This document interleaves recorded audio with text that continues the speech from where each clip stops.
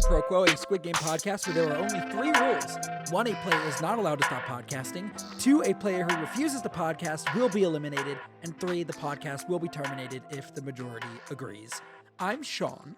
And I'm Mike. And despite the fact that the last 2 episodes we had guests on, it's just you and me. Back to the original Ganbu gang. You know what? And I hate Ganbu gang, but we're, we are the Ganbu. Yeah. Like, original implies that there's new. Like, there's honorary Ganbu, but they're not like Pat to be and fair Tyler, though, like they're not Ganbu. The original Ganbu were from the show, and we're like we're Ganbu 2.0. You know how We're like in Mecha sci-fi Ganbu. they'll be like, oh, there's like this is this new city, and instead of like coming up with a cool city name, the writer was just like, oh, this is like Neo New York. Yeah. We're Neo Ganbu. Neo Ganbu. That's Anyways, the official name of our group. The point I wanted to make is that Pat and Tyler are not like Ganbu. You know what I'm saying? Yeah. They're honorary Ganbu. Like, yeah. They got a participation trophy. It's like, Sir Paul McCartney. Like, he was knighted, but he's not entering a jousting competition anytime soon. He's very frail. I don't think that would go well. True. Very true. Shots fired, Paul McCartney. Apologize. Shots fired. He's fine. He's in like listening to this. He was in like the biggest band of all time. He'll be okay. Yeah. And he's a knight. He's a knight, yeah, and he's gonna joust me. Yeah, he might. And do you think you could joust somebody? No, absolutely. Okay, I can't ride a horse. Well, I guess that's true. I guess. That's the main. Okay. That's like, hey, could you play hockey? No, I can't ice skate. Like, that's you kind of need to be able to do that. Do you think that you could sword fight somebody? I think I could. I don't know if I'd be successful, but I could do it. Do you think you could sword fight Sir Paul McCartney? Yes, I do, actually, because he's like fucking 89. Well, Mike, joining the Discord call right now. Hey there, bruv. That's Paul McCartney. Yeah. Speaking of Paul McCartney, I have a segue here, Sean. Paul McCartney is featured at the end of a BoJack Horseman episode where he pops out of a cake, and I'm here to remind you that Sean and I have a BoJack Horseman podcast called What Is This? A Crossover episode, where we have been reviewing BoJack Horseman, a show I love dearly and a show Sean has never seen before. So we're getting his new, fresh perspective, and you're getting my old head perspective. So go check it out. It's on all podcasting services, including this YouTube channel if you're listening on YouTube right now. You were in the zone, so I didn't want to interrupt you, but like in my head, I was like, emphasis on old. Yes. I'm not quite Paul McCartney old because I could destroy him in a sword fight. Yeah. I am old. I'm glad that you plugged it at the beginning of the podcast because we've been plugging it at the end, and we got to get that in front of people. I wasn't going to, but you gave me the Paul McCartney segue. So did I? Okay. Well, that's pretty good. So I do have. This is a Squid Game podcast. We talk about Squid Game, the challenge. We had some comments from Mr. Fabio the Iguana, good friend of the show. Fabio. Whenever we said in the past that somebody is like a friend of the show, it's been like sarcastic, and with a little bit of like sass in it. If Fabio came on the show, he would not be honorary. He would be he'd be a actual Ganbu. knight. He'd be a Ganbu. He is a Giaquin bro, and he would be a Ganbu if he came on the show. The Giaquin Bros. I forgot. Giaquin Bros. Mike, Fabio, and I are big fans of Michael Giacchino, and we call ourselves the Giaquin Bros. Anyways, it's a 3-person club. It's a 3-person club. You're not allowed to join it. I don't care if you like Michael Giacchino or not. But Fabio has been commenting on Squid Game, the challenge. I think mostly because you urged him to watch it. Yes. I think you hold a lot of sway in this decision, and I thought that Fabio's perspective here was interesting because I don't know if he likes the show. Yeah, I don't know that he does either. And so I kind of wanted to bring up what he's been saying because I feel like we're pretty positive on it. So like maybe we could, put a slightly different perspective on specifically episode 4, and we could kind of talk about that a little bit. Anyways, so Fabio said, and this is the first thing that I want to ask about. The first thing that Fabio said is that Trey is going to win it 100%. And we'll talk about this more in this episode. I think I'm on the Trey train. Oh, you're Like, riding the Trey train? I think I'm riding the Trey train. Come on, ride Trey train. I had and ride it. I have a note later this episode where, like, in this episode, after what happens, Trey looks like Robert Pattinson's Batman. He just looks dead. He looks from Matt Pat to Batman. Yeah, like he looks so uncaring of everything. And I think that he could knife somebody to death in the rain while playing the Squid Game. I mean, it is kind of like the hero's journey to lose a loved one, right? Yeah. So no, I buy that theory. I'm on the Trey train. Fabio also talked about the phone test that we asked about. He said, for the phone test, well, I'd like to think I am smart enough to think of this on the spot, but I think an interesting and fun strategy would be to tell everyone if 3 more people pick up the phone after me, we all get burgers and fries. Make a little game of my own. We've had people say that they would turn on their friends. The idea of turning this sadistic game into an even deeper sadistic game might be the craziest thing. No, this is genius. This is genius. It's genius. It might be more easy or more evil than targeting your friends. He says, I think on the surface it would be obvious something's weird, but not enough where I couldn't get at least one person to pick it up and start the chain. Once they pick up the phone and realize I was lying, they'd realize I'd also potentially given them an out if they're the first or second person, and they would have to try to convince someone to continue the chain without giving it away.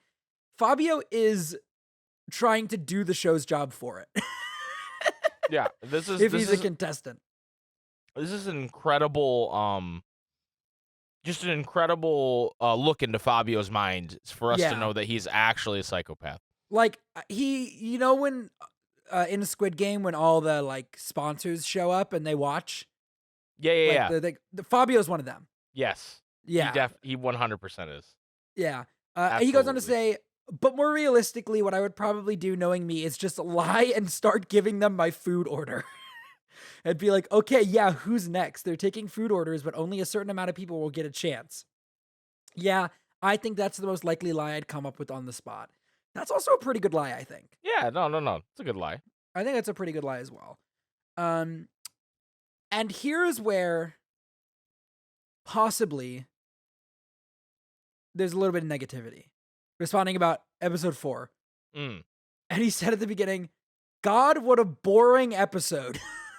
So I don't think this is a hot take because I kind of told you this. I don't think so either, but I think he feels disagreed. more passionately about it than you do. Pat disagreed, but that episode 4, even I've watched through episode like 8 or 7.5. I've watched 7, but I've watched part of 8, and so far 4 is still the worst episode.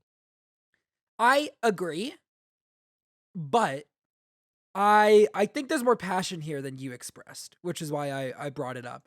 Where he says, the voting test to me was so interesting, and I'm so glad 161 got voted out, also known as the Joker. When he was rude to Leanne, I was so angry. Like, what the fuck is this guy's problem? But beyond that, they basically took one thing and made the whole episode about it, but it just didn't need to take that long. I feel like they were a little too worried about trying to get us to care about more characters. So maybe they had the same worries that we did, that the show was going to be not as good without Brighton. Yeah. And also losing the Joker in that episode is a pretty big loss. And you know what, Mike? I felt this episode like I was missing a little something. I think we can kind of segue into this episode a little bit here. So you're saying that you think episode 6, because there's not a villain. I think that this was the one that felt like the most traditional reality TV to me. Yeah. If that makes sense. No, I get it. I will tell you, and this is not a spoiler to say this. Yeah. But beyond episode 6, there is a large villain looming. Okay. And I told you this, that I watched episode 7, and then I watched part of 8, and I stopped because I was so angry. Yeah. Because I was going to binge all 9 of them. Yeah. And I got so angry that something that happened in episode 7, and you will see, because it's ridiculous. But there's a new villain on the way. Don't worry. Okay. I'm really curious about it just because I think this is so weird. I think I was more engaged by the second half of this episode than the marbles game. Yeah, marbles wasn't marbles kind of was like what I thought Delgado was going to be. Yeah. Right? Well, I think it's also that like marbles in the show might be the best episode. Yeah, it's up there. Like it's up there. It's done so well that this feel like so maybe Leanne needed to have dementia is what you're saying? Or like maybe just focus more on Trey and Leanne. I don't know if Leanne. She needed to have dementia. I don't know if I wanted this real and, person sprinting around trying to stop him from completing the game. Well, but also like, did the old guy have dementia like for real though? No. Oh no, absolutely. You know, absolutely. I think that like there I will say there was a highlight to the marbles, but it wasn't in the emotion of it. I felt that the emotion of the marbles game. I almost think marbles feels like what I was worried this whole show would be, which is just a less entertaining version of the original. That's fair. I mean, I think that has part to do with the fact that marbles episode is so good. Yes, exactly. So I hear what you're saying. I do agree that the second part of the episode of this episode is better. But let's dive into the episode here. We'll dive into it. The set looks great. It looks great, yeah. But one thing I want to bring up, they're shooting it like everybody is playing at once, right? I don't know that I believe that, because there are certain shots, especially when people are dying, that's like, wait, that's the same area that Jackie and Tim were playing, and this guy died in like the same spot. So I bet they're not all playing at once. You don't think they're all playing at once? I don't think. I don't think they are. They also jump around in time a lot. Yes, they do. They do. So I wanted to pose that question to you, if you think they're all playing at once, and you don't think they are. So you think like half of them are playing at once and then the other half? I think especially with how emotional the idea of marbles is, I think this is something where you want as much coverage on all the games as you can get. And so you don't try to film. How many people were left at the beginning of this episode? It was 63. So what, 30 games? And then one guy didn't play, yeah. So there were 16 games of marbles. So they probably did 8 31 and 8. games of marbles, right? Because it's 2 people for marbles, you're right. And there were 60. Yeah, 32 got eliminated, and that threw me off. But you're right. It was. It doesn't matter. The math doesn't matter. Yeah. But like 31 games of marbles, trying to film those in a way that you can pull whatever emotion might come out of it, really naturally. It's 30 games of marbles for the record. Okay. Because 30. we lose 2 from 1, remember? Okay. Yeah.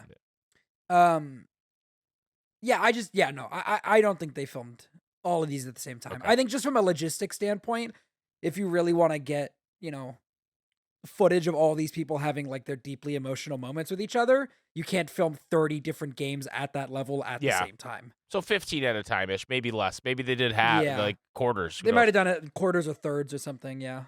So, they do some cool like cinematography stuff as the people are walking to their areas, like zoom ins as they're walking shoulder to shoulder to their spots, and it's well done.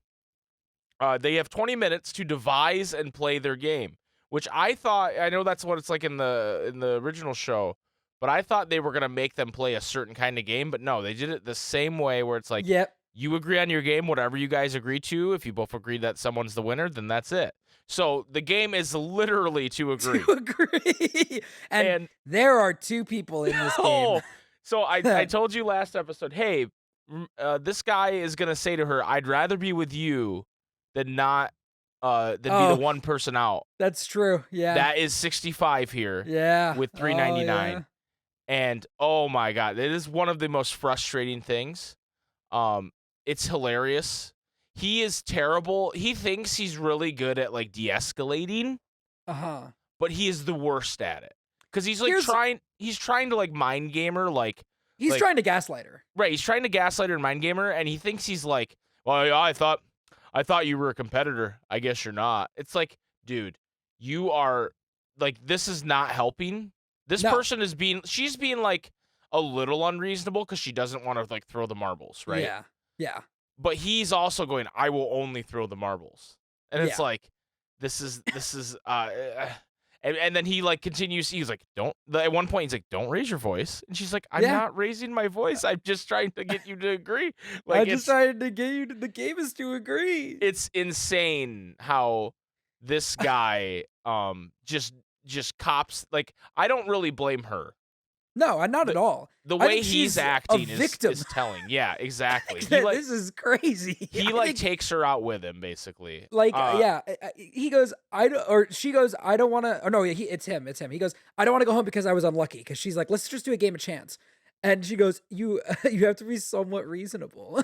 Yeah, and he's like, you have to be reasonable. Like, oh my god. Most people do the throwing game. Yeah, most people do the throwing game. One couple does the guessing game that the Ganbu played in the original show. Yeah. Mikey and Kyle from The Corner, very popular alliance, The Corner, decide they're going to throw one marble right at the end. Yeah. Some people wait to play. Some people they draw like circles in the ground. Some people use pots and cans that are laying around. So there's a lot of different ways. B, just the most telling thing, absolutely flushes her first shot into the can. I'm like, oh, this other girl's dead. Well, B plays games. B is really good at apparently everything. Right. We get lots of crying from Felicia and Ashley. Because they're you could tell they're pretty close, even though I do think the amount of in this episode particular, the amount of like, oh my god, you mean so much to me is a little much. There's one point. It's not as easy to buy as in like the actual show where they've survived an extremely traumatic and they're also going to together. Die if they don't win. But like later on when they're playing like the test, they're doing the test. Someone says something like, I'm picking this person because they've always been there for me. Yeah, dude. You have been in this place like 5 days. Yeah. Anyway, I moved ahead, but that I just on a rewatch because I watched this episode twice and took notes the second time. I was just like, this is ridiculous. We meet during the marble game what is quite possibly, he's probably up there as one of the most insane people on this show. His name is Tim 382. I gotta share this picture of Tim with you. I if you maybe even put it on the thumbnail. Okay. Because just his face. Yeah. I think if you guys just look at his face, it gives you pretty much everything you need to know about him. He tells us that is terrifying. He tells us that he can't afford to retire and he wants to donate some of the money because he had somebody close to him have like a health issue and he wants to donate it to charity. It's really insane because he does what he's accusing Jackie of doing. Yeah. Because she's like, what are you going to do with the money? And he's like, well, I would do this. And then I would also donate it to some charitable causes. Yeah, it's like an afterthought. And then he's like, what about you? And she's like, well, I'm deaf. And she starts signing. And he goes nuts because he's like, I'm also deaf. And you've never signed to me. He says, I put some quotes down. He said, but I'm deaf. And then he goes, why won't you teach me how to sign? Because she says that she's been trying to teach people how to sign. And he's like, you've never tried to teach me. And he goes, I think you're playing the sympathy card. He's like, why have you ever done this? And she goes, Tim, we're not friends. Yeah. Yeah. He goes, you've saved this for this moment. At no point have you done this. You tricked me. and I actually have a theory on this. Yeah. Part of the reason, because up until last episode when she was introduced to us, we don't see any sign language in. No. And I was a bit surprised when her talking head started and she started signing, and I went, huh? Because even when they show her in the they do the interstitial bits between the talking heads where they're just showing her talking to her people. She is not signing there. Mm-hmm.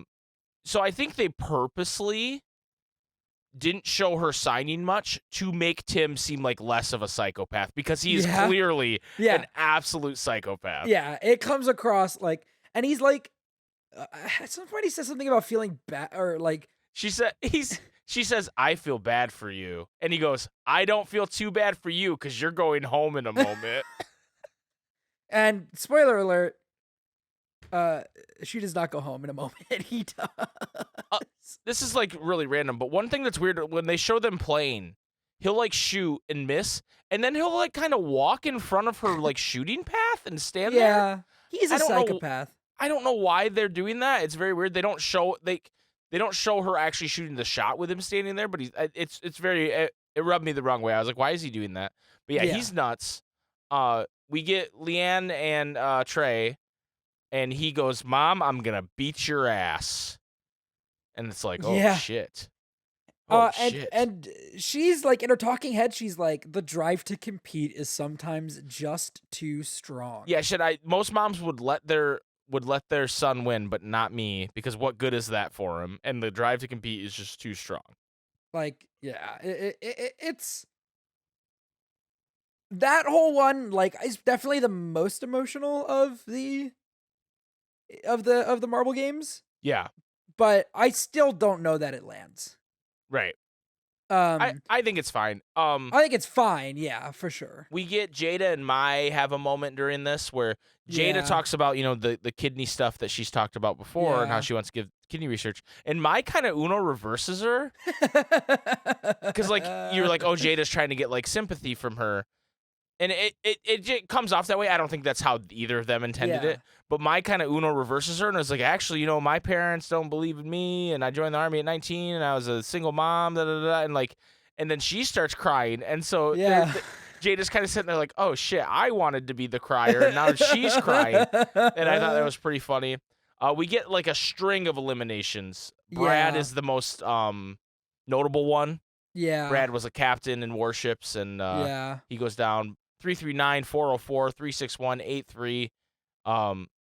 We check back in with our people that can't agree, and the game is to agree, and they don't understand. The game is to agree. And she goes, we have 8 minutes, and he goes, it's gonna be a long 8 minutes. And I'm like, holy shit, dude, this guy is nuts. He goes, he's like, you're the one unwilling to compromise, and she's like, I can't, or no.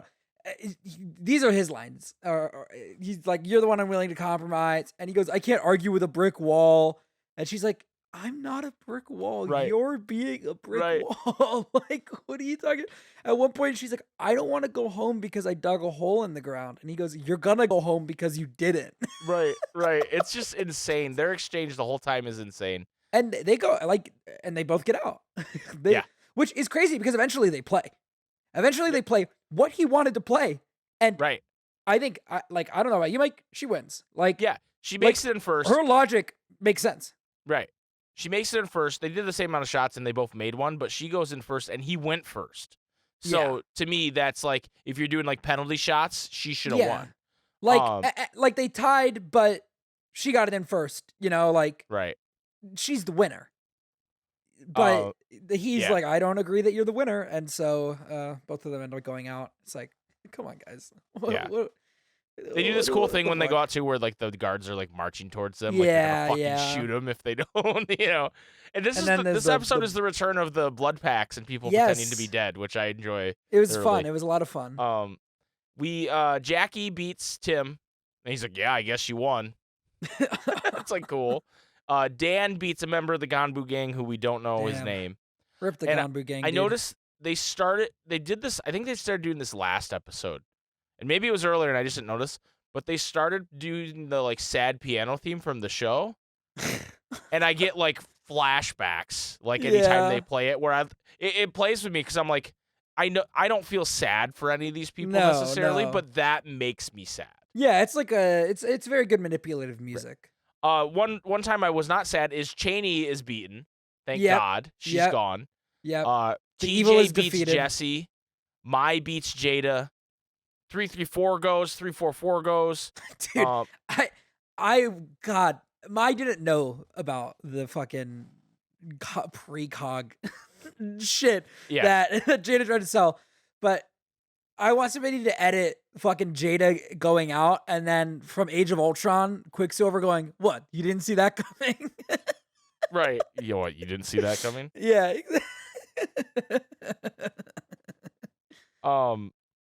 So I liked one person died and they were like, "Kill it, bro!" Like telling the other guy, like, "You got this." And I'm like, it'd be so fucking funny if that guy goes out immediately. right. But and then one guy, as he drops dead, goes, "Why'd you make us do this?" And Yeah. I was like, Jesus Christ. I mean, this is pretty cruel. Like, Right. like So Felicia and Ashley are playing, and for some reason they picked like a watering can, which has like the smallest hole. yeah. But it's a And satisfying noise when it dings yeah, in. I put the note, Felicia is like a stormtrooper. Like she just cannot hit her target. Oh, Ashley man. wins 1-0, I'm pretty sure. So Ashley goes, or Ashley wins, Felicia goes. And I also wrote bye Felicia because I thought that was Bye, funny. Felicia. Yeah. They finally agree to play a throwing game. And is it just me, or does the pot she picks, isn't it much closer to him? I don't know. It's from the It might have camera angle, been. it looks like he's right in front of it and she's like off to the side and they don't move. But anyway, we already talked about them being both eliminated. Trey hits a dagger of a shot against his mom. Yeah. Just a bullseye. Yeah. And you know, so she's like, you should win, your dad's gonna be so proud of you. Blah blah blah, you know, and it's supposed to be real sad. He watches his mom get gunned down in Crime Alley in this moment, and Right. he's Right. like, "They think I'm in the shadows." One more note. We get the corner, and they do their one, and Mikey, which by the way, that's an awful spelling of Mikey. Yeah, it's wrong. It's terrible. I don't care how if he's from the UK, like that's crazy. And Mikey's closer. And Mikey turns to him and goes, "I never thought in a million years I'd beat you at throwing." And I wrote, "I never thought in a million years I'd beat you at throwing" is the new "Who will I have ice cream with?" Who will I have ice cream with? No, I'm so sorry to go back to Trey, but fucking look at his face.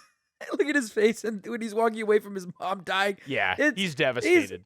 He changes, man. I just.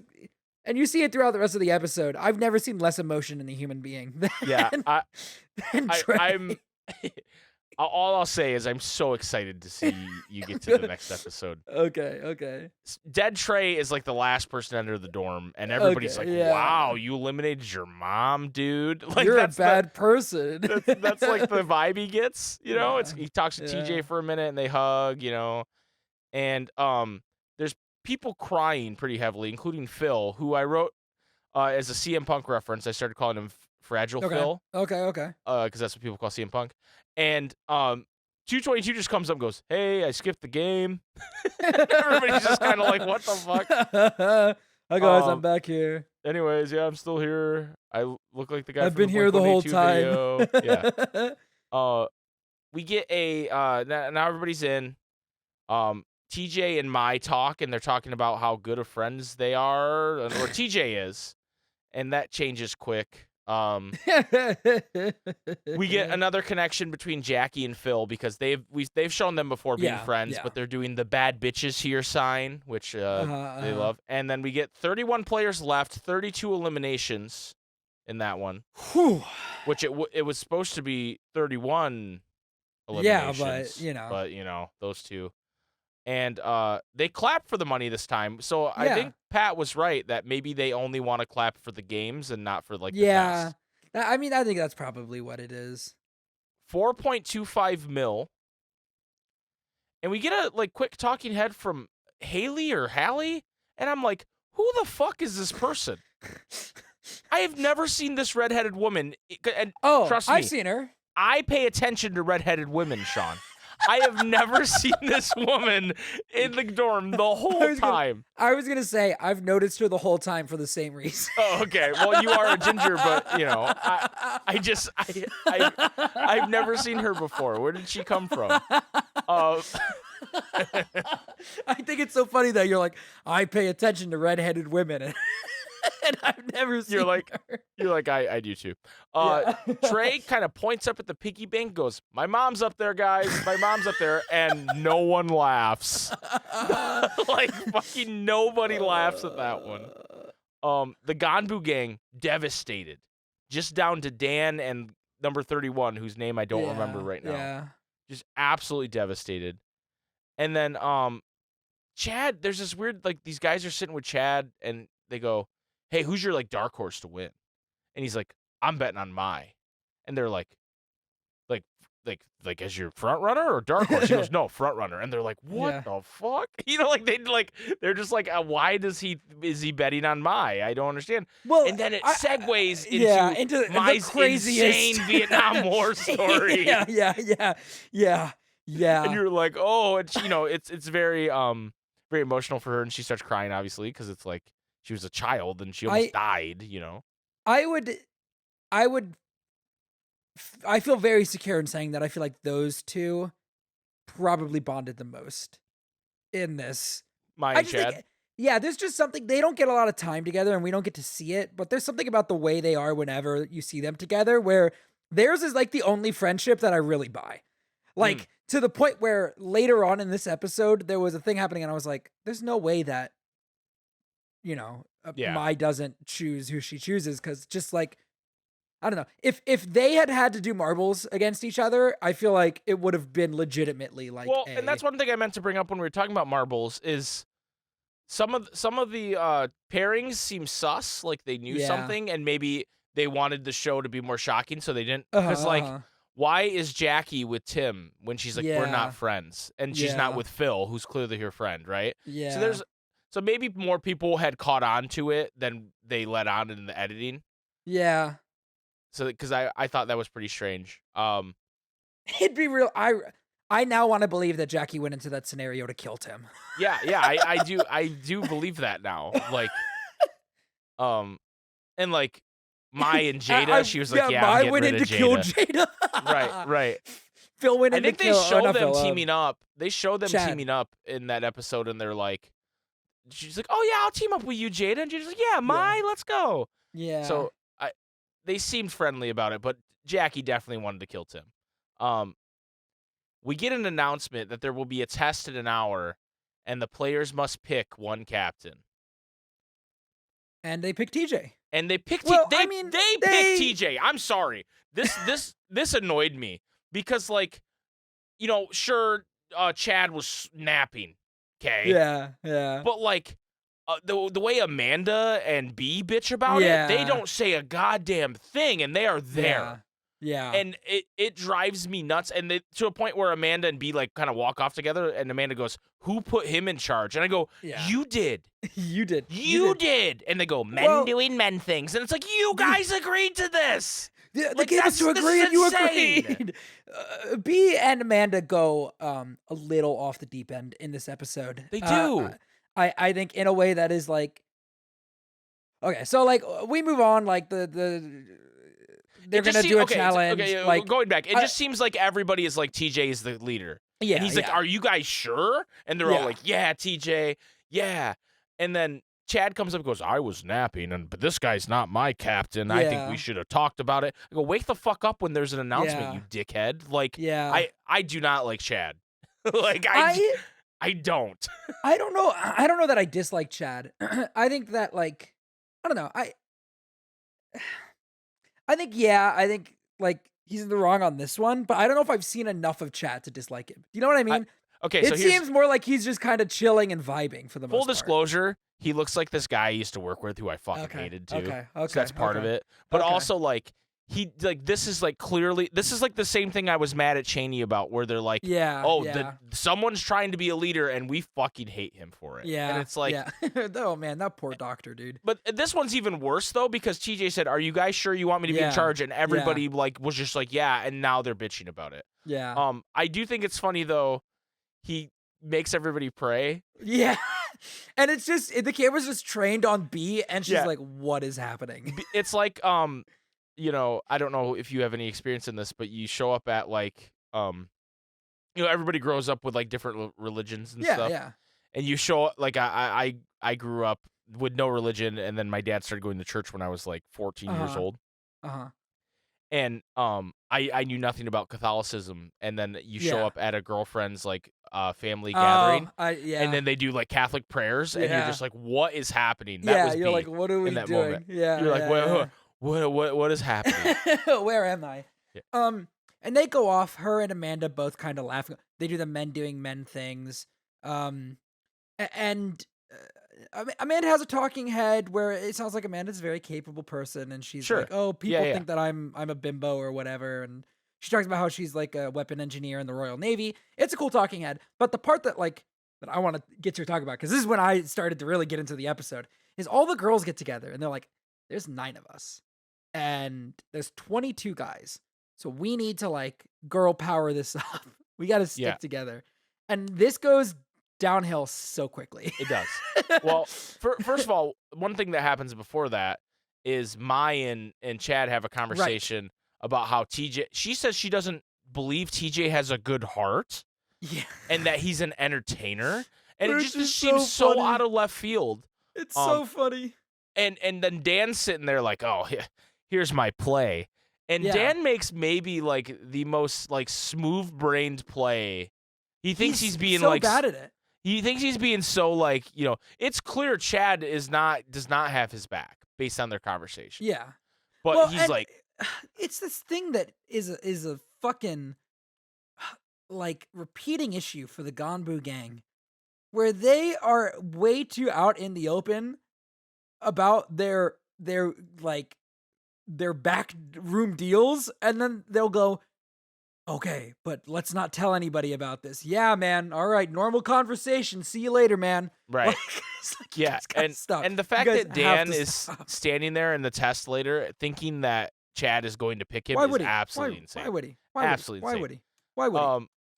So there's a talking head from Dan where he talks about he has a good bullshitometer. And how he, what it means to be a leader to him and all this stuff. And then he kind of like does the opposite. I feel like you can tell that at this point, Dan is grasping at straws. Yeah. Like he's lost his whole crew. Like he's struggling. Things are not going how he had hoped, know? Like he's kind of just trying to keep his head above water. So then we get back to the girls, the girl power. Yeah. They say girl power a lot. I wrote girls get it done, which is I think it's so funny. They talk and it keeps panning to the men. Like, what the fuck is happening? Like, or they're just completely oblivious, one or the other, right? They're either oblivious or they're like, what? Well, they're oblivious at first, and then the girls start yelling about girl power. Which, first of all, they're gotta so learn from the Ganbu gang. You guys you gotta stop doing this. Well, they're like, Ashley, get over here, girl. It's girl time. Yeah. They just keep yelling stuff like that, and it's like, what? This makes something really funny later. When they start playing the game and they start just picking women, Trey goes, "Did I miss something? A women's alliance?" And it's like, yes, Trey, you did. It happened right in front of you, you idiot. Well, I think Trey was in his Battinson era. Yeah, he was. To be fair, he was hearing something in the way. He was. He was underneath the bridge. But I gotta say, look, no disrespect, okay? But when they go and they get well, I wasn't even gonna say that. I get that. No disrespect. 077. Whenever these motherfuckers are having a conversation, this bitch is always in bed. Have you noticed that? Have you noticed that? Not to make another Willy Wonka reference, like 2 episodes in a row, but she's like grandpa in the fucking bed. She doesn't ever get out. Like I like the first couple times I was like, fair enough, like yada yada, whatever. But I'm like, I feel like I'd be bored at some point. Very get up. I guess she's eepy all the time. She's very eepy. And I'm not trying to be judgmental about it because maybe there's some sort of like health thing or something, maybe, she's just low energy or whatever. But it's like every single time, any single time she's talking ever on camera, she's in this bed. Yeah, so, I'm not really sure what her deal is. I don't know what's going on with that. Did we get a small talking head from Jackie where she's like, yeah, I'm all about this girl power thing, but there's something in the back of my head that's telling me I can't trust these women. It's like, holy shit. Okay, cool. Yeah. So then the game starts, and TJ, it's revealed as the captain, is not going to be eliminated. He is the Chad first is safe. pissed. Yeah, Chad is like, Jesus Christ, like he's so mad. It's Jason Bourne. Yeah. So TJ has to pick one person, and basically they're creating a chain. Yeah. And when 20 people are picked, the other 11 are gone. They're gonna knock out 11 people, which is crazy. Right. I was pretty surprised he picked Mai. So he picks Mai. Yeah, I was pretty surprised by that, but like, okay.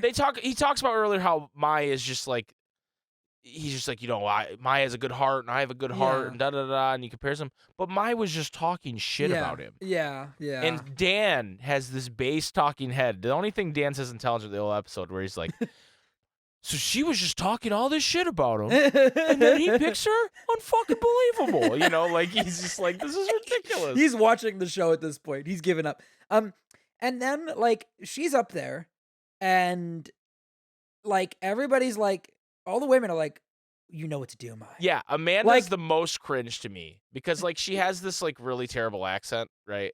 Yeah. And she's just like, you know what to do, Mai. And it's like, just stop. Mike doesn't know what to do. And Mai picks Chad because that's the only reasonable choice for Mai to make. I wrote, the women are in shambles. Which, like, first of all, one of them's like, she broke the chain. And I'm like, it hasn't fucking started. There's no How chain. Did she break the chain? Nothing's happened. And then, but like, also, they're like, well, this just shows that we can't trust her. So you're saying that the fact that Mai went with the guy that she has been clearly friends with this entire time shows that she is less trustworthy because she didn't dump him immediately for a bunch of people that she's talking to for the very first time? Sean, you don't get it. Women have to stick together. And now the women, not only did she not follow her word, but now all the women in the game cannot trust her, Sean. Which is, it's like, okay, like, this isn't the end of the world. No. Like, the rest of you can still pull this off. Like, it's just, and as we see, they have the opportunity to pull it off. Except I don't know if they're going to. Chad picks Mikey, and he goes, I'm going to pick someone whose story just really resonated with me. We know nothing about his story. No. I don't know what that meant. No. I don't even know that they talk about it in the next episode. I think, so, with us talking about this, I wonder, like, there's been some discussion in the Discord with, like, Fabio about how, like, wanting them to, like, be introducing people and, like, just slaughtering them and, like, fucking, like, not killing them for real audience. Fabio's not advocating for the actual murder. But, like, moving the cast out. And I think that, like, this is almost an explanation of, like, why that kind of subversion can end up biting you in the ass. Because I feel like there's a lot of characters here where they tried to do that, where it's like, we were focusing on Brighton and Cheney and all these other people, and we were really building them up, and it's like, oh shit, they got eliminated. Like, this is like Squid Game. Like, this is very good and subversive. But now we're getting to the point where it's like, these people who I assume these people had to have been doing something for the last 5 days. Well, here's the thing. We've met Mikey, though. That, like, Mikey's been around a couple episodes now. But even, like... So they could have done it, and they didn't. Yeah, that's true. I think that partly it's like, I think they're in a difficult position here where if you're having to like constantly reintroduce new characters to the audience and stuff. So I do think that it's like, I don't think it's so much a negative, but it's more of a reality of trying to do the show like this. Right. Like, if you're going to do it like this, some people are going to slip through the cracks. So, Mikey picks 77 Marina, who gets out of bed to join him. Yes. Because she's always been there for him, ? And I want to recall, Sean, when we first met Mikey in the corner, Marina was one of the people that he was like, yeah, I don't trust her. Because he was like, remember, he was like, the corner was becoming divided. This group we had just met was becoming divided, and he was like, yeah, it's a good group. We got this group, but I'd betray him immediately. And he was telling Kyle and whoever else was in there, I don't trust those other 3 in our group. So it's super funny that now he's like, she's always been there for me. And then she takes the opportunity to get the women train rolling. The chain here. going. And it works for a little bit. She picks B, Yeah. and then B picks Amanda, and there are multiple shots of men rolling their eyes and taking really big funny. sighs. And that's It's when really Trey funny. says, the Women's Alliance, did I miss something? Yeah. Amanda picks Jackie, and Jackie immediately walks up to Amanda and goes, hey, if I pick Phil and he promises to pick a woman, can I do that? And she goes, it's up to you. You know, I don't, you know. Which is she's clearly disappointed, but she's not going to be a bitch, you know. So she's like, go if you think he'll do it. And then I just wrote Dan is making calculations because he's like, I'm trying to work through every scenario. Yeah. If all the women get picked, can I even have a chance? Would anybody pick me? Like, what's gonna be the like the cliffhanger of the episode is Jackie going to pick another woman, which or made is she me going so to mad. pick Phil? I need to know what happened. I think it's a really good cliffhanger. It is. They did good with it. Which and my whole thing with this is, I think the fact that they are so strongly trying to make this a women only thing is what's biting them in the ass. Yeah. Because legitimately, from what we've seen of the show, I feel like if they had pulled like Phil and who is it that she wants to bring in at the end?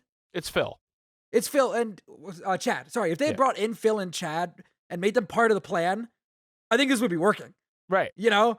Like, I think if you had gone into this and they had been like, hey, Chad, by the way, like, we're going to do this chain thing, like, or we're not going to do this chain thing, but we're all going to protect each other. Like, let in a couple people, you know, from outside of the women group.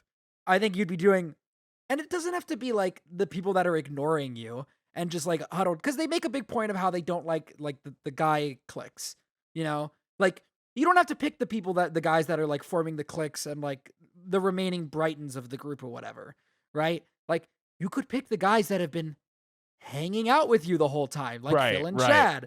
Like it's just, I think they really fucked themselves by I think they get carried away by we're going to do a girl power thing. And I think it comes from a good place. Like, I don't think they're exactly wrong, you know, to be doing this, but I think they are so excited about this idea that they end up screwing themselves over by just taking it too far. They should have had more of a thought about it. Yeah. Because it seems like it comes, I mean, they only get an hour in between TJ being captain and this happening. And it seems like it kind of comes together at the last part of it. Yeah. The way it's shot, at least. So it's like, you know. It's just like, I don't know, maybe it might be the hindsight too or whatever, or like being a viewer. But like my thought is, if I'm when I bring up Chad, I go, pick a woman.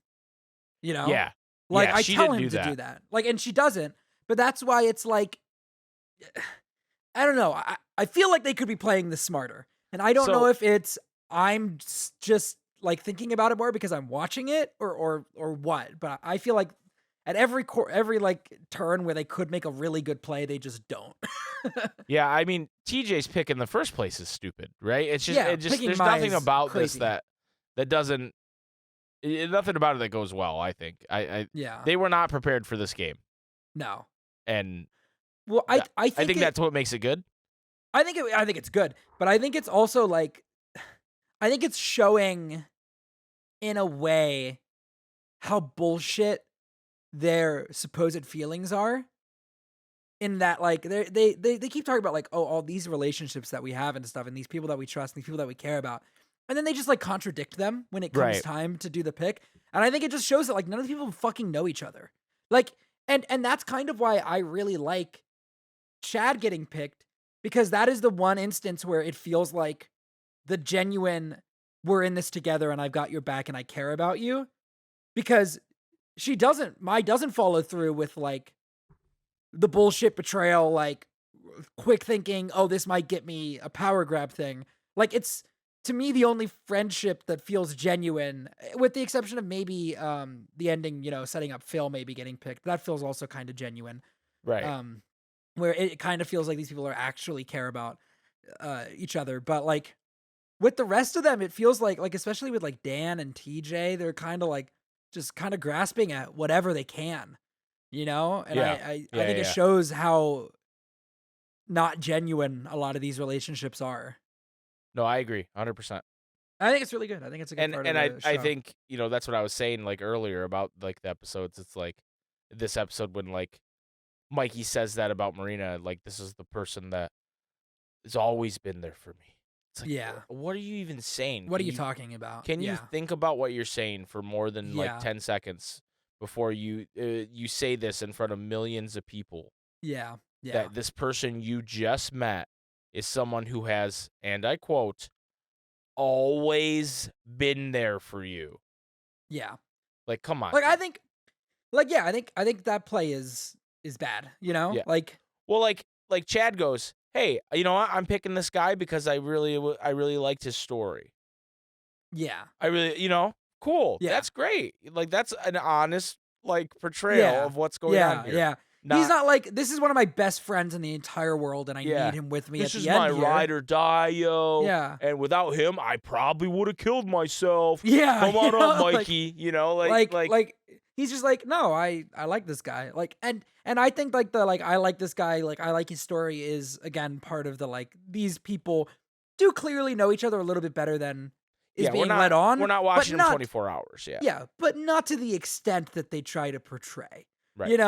I feel like saying I like his story is the genuine, like, like the genuine response of like, I've known this guy for a couple days and I think he's kind of cool, like he's come across kind of cool. Like that feels genuine compared to like, this is the guy that's going to get me through all of this. Like, I love him like a brother, like, it's like, well, it's like, okay, say you went on the show, you and I are friends, right? Yeah. Yeah. You go on the show and you say some shit like that. Yeah. The moment I watch that show, and I'm around you, I'm going, dude, what the fuck are you even talking about? Yeah. You didn't even know this person. Like, I'm clowning you in front of the homies. Like, exactly. I'm like, dude, you, and especially if it's like a showman's kind of thing, then I'm definitely clowning you. Oh, but, absolutely. Like, but even just like, if I'm Mikey's boys back at home, I'm like, what do you mean this person's always been there for you? What are you talking about? The bar crew or the VC chat or whatever is gonna fucking tear this dude to pieces after this. And rightfully so. Yeah. But anyway, that's our little rant about it's not parasocial relationships. What is it? What would you even call that? Fake relationships? I don't know. Like it's just not real. It's just not real. There's got to be a term for reality show, like probably connections that people make. There's got. I don't know.